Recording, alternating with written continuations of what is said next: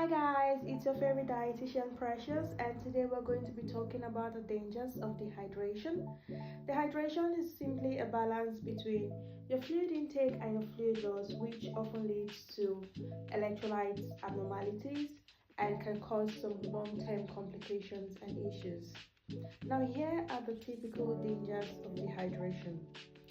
It could cause an increased risk of falls, especially in elderly people, because as you advance in age, your sense of thirst begins to decline, and that's why you see quite a lot of elderly people, at an increased risk of fall. Also, it can cause delirium and being confused. You find out that you just tend to often get really confused and delirious. You're not able to identify where you are, what your name is, or what happens in your regular life.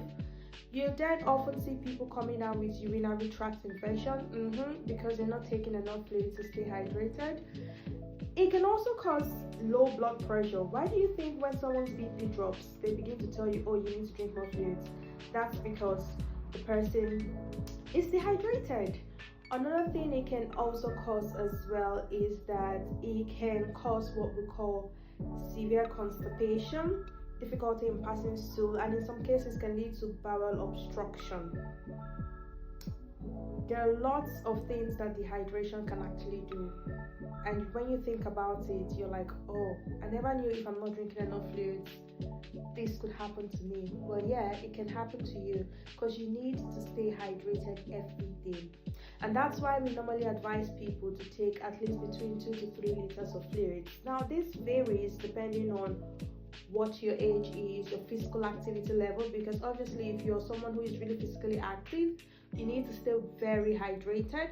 A lot of factors come into play in terms of how much fluids should I be taking, but ideally a gold standard, you should have between 2 to 3 liters of fluids a day. Now what counts towards your fluids?